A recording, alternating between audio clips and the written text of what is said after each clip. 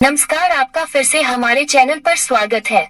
उम्मीद करता हूँ कि आप बहुत ही अच्छे होंगे। दोस्तों, आज का ये वीडियो बहुत ही मजेदार होने वाली है। आज हम डिप्रेशन के बारे में जानेंगे। या तो आप बीमार हैं या शारीरिक तौर पर जल्द ही बीमार होने वाले हैं। डिप्रेशन एक ऐसी बीमारी है जो कभी भी किसी को भी हो जाते हैं। कई बार छोटे छोटे बच्चों को भी डिप्रेशन की बीमारी हो जाती है। यह जरूरी नहीं कि जिंदगी में जब बहुत परेशानी आए, तकलीफें आए, तभी इंसान को डिप्रेशन की बीमारी होती है। कई बार जिनकी जिंदगी में सब कुछ ठीक होता है, उनको भी डिप्रेशन हो जाती है।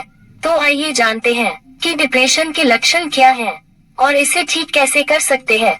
डिप्रेशन अपने इनिशियल स्टेज में, मतलब अपने शुरुआती चरण में, लोगों को पता भी नहीं चलता है कि उन्हें डिप्रेशन हो गया है।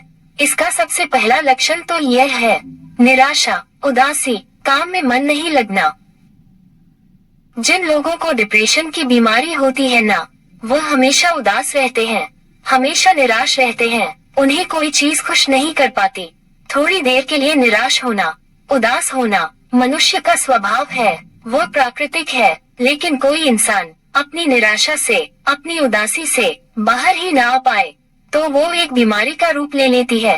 कोई खुशी का मौका, कोई खुशी की बात उसकी उदासी को दूर न कर पाए, उसकी निराशा को दूर न कर पाए, इसका मतलब उस इंसान को डिप्रेशन है। डिप्रेशन का एक दूसरा लक्षण यह है किसी काम में मन न लगना। जिन लोगों को डिप्रेशन हो जाता है, उन लोगों को किसी काम में मन नहीं लगता, ना घर के काम में, ना अपनी पढ़ाई में, ना अपनी नौकरी में, उनका किसी काम में मन नहीं लगता। फिर ऐसे लोग कहते हैं कि जिंदगी में अब खुशी मिलनी खत्म हो गई है, अब हमारे रिश्तों में खुशी नहीं मिलती है, न काम में, न पढ़ाई में, और न ही घर पर हमें खुशी मिलती है। इसका और एक लक्षण ये भी है, जिस इंसान को डिप्रेशन होता है, वह हमेशा खुद को थका हुआ और कमजोर महसूस करता है। कुछ करने की ताकत ही नहीं रहती है, ना उसके मन में, ना उसके शरीर में।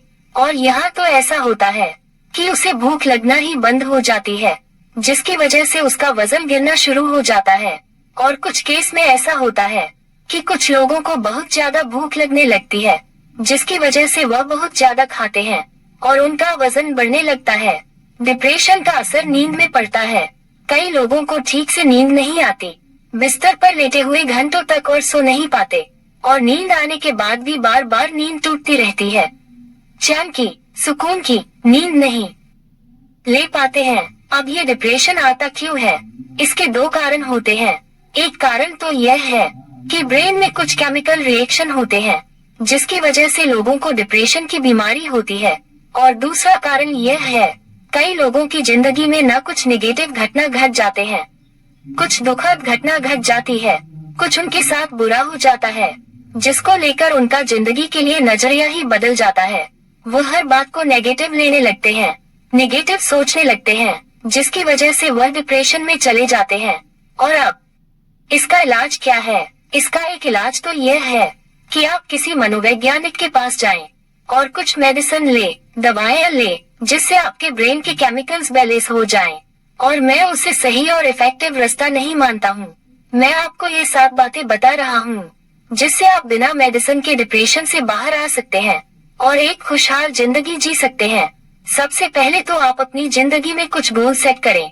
जब भी आप रोज सुबह को उठे तो वह गोल्स आपको जिंदगी जीने का मकसद दे, खुशी दे, और आप छोटे छोटे गोल चुने।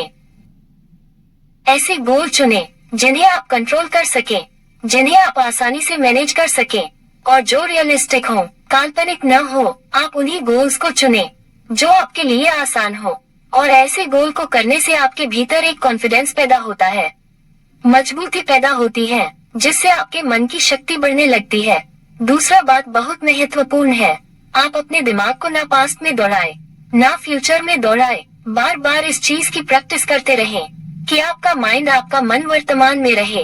आप वर्तमान में रहें, आप वर्तमान से जुड़े रहे। आप जितना वर्तमान से जुड़े रहेंगे, उतना आपका माइंड स्टेबल रहेगा, स्थिर रहेगा। जितना अपने दिमाग को पास्ट में या फ्यूचर में दौड़ाएंगे, उतना आपका माइंड अस्थिर हो जाता है।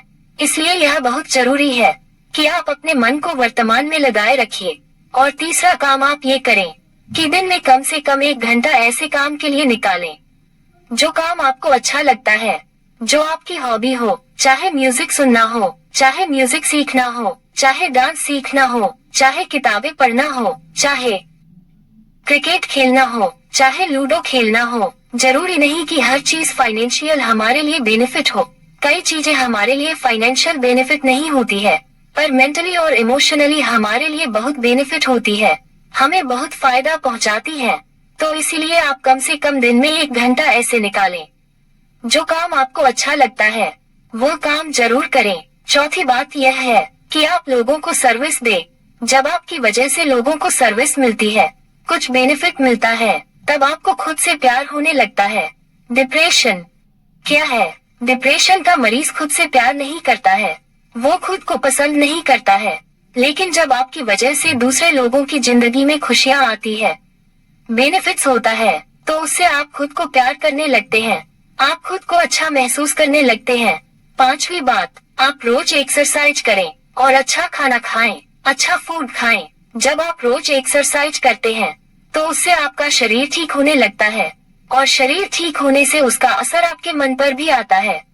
आपका मन भी ठीक होने लगता है, और साथ में आप अच्छा भोजन खाएं। आप वो फूड खाएं जो आपकी फिजिकल हेल्थ के लिए, आपकी मेंटल हेल्थ के लिए अच्छा हो। जब आपके शरीर को पोषक आहार मिलता है, उससे आपका शरीर और मन दोनों तंदुरुस्त रहते हैं। छठी बात, आप उन लोगों के साथ रहे जो आपको हमेशा आगे बढ़ने के लिए इंस्पायर करते हैं, जो आप में हमेशा कुछ अच्छा देखते हैं, जो आपको आगे बढ़ने में सपोर्ट करें, आगे ले जाएं, जो आपको पीछे खींचते हो, जो आपकी कमियां निकालते हो, जो आपको बुरा समझते हो।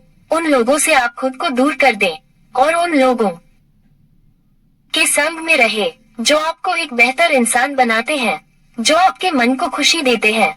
सातवीं और अंतिम बात, आप अपने सोने का टाइम फिक्स कर लें। जो लोग न कभी भी सोते हैं, कभी भी उठते हैं, उन लोगों को आगे चलकर कोई न कोई मानसिक बीमारी हो जाती है। मैं आपको डरा नहीं रहा, और यह एक ऐसी सच्चाई है जिससे हमें समझना चाहिए। जो लोग रात को जल्दी सोते हैं, सुबह जल्दी उठते हैं, वह शारीरिक और मानसिक रूप से देर से सोने वाले और देर से उठने वाले की तुलना में ज्यादा स्वस्थ होते हैं, मन से भी और तन से भी। आपकी नींद का आपके शरीर पर और मन पर बहुत गहरा असर पड़ता है। इसीलिए यह बहुत जरूरी है कि आप टाइम फिक्स करें, अपने सोने का भी और अपने उठने का भी। अगर ये सातों बातें आप फॉलो करेंगे, नियमित रूप से इनका पालन करेंगे, तो विश्वास रखना, बिना किसी मेडिसिन के, बिना किसी दवाई के आप डिप्रेशन से बाहर आ जाएंगे। आप ज्यादा बेहतर और खुशहाल जीवन जी सकेंगे। और एक बात मैं बताना चाहता हूँ, वैसे तो मेडिटेशन बहुत अच्छा है, लेकिन जो डिप्रेशन के मरीज हैं, उनको मेडिटेशन नहीं करना चाहिए, क्योंकि उनका माइंड ऑलरेडी अनस्टेबल है, जिसकी वजह से मेडिटेशन उनके लिए अच्छा साबित नहीं होगा।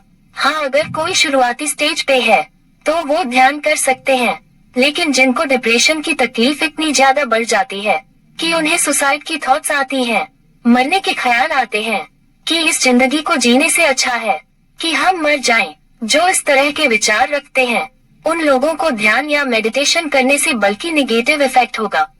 लेकिन नॉर्मली हर इंसान को मेडिटेशन जरूर करना चाहिए, उसके बहुत ज्यादा फायदे होते हैं। आपको सिर्फ डिप्रेशन के सीरियस मरीजों को छोड़कर हर इंसान को मेडिटेशन जरूर करना चाहिए, ताकि इस तरह की कोई भी मानसिक बीमारी आपको जिंदगी में कभी भी ना लगे। जो लोग इन छोटी छोटी बातों को अपनी लाइफस्टाइल बना लेते हैं, अपनी जिंदगी का ऐसा हिस्सा बना लेते हैं जो उनसे कभी अलग नहीं होता, ऐसे लोग दूसरे लोगों की तुलना में ज्यादा बेहतर और खुशहाल जिंदगी जीते हैं। दोस्तों, आज के वीडियो में इतना ही। वीडियो कैसा लगा कमेंट करें, वीडियो पसंद आए तो लाइक और शेयर करें, और इसी तरह की और वीडियो को देखने के लिए चैनल को सब्सक्राइब करना बिल्कुल भी ना भूलें। अपना कीमती समय देने के लिए बहुत बहुत धन्यवाद।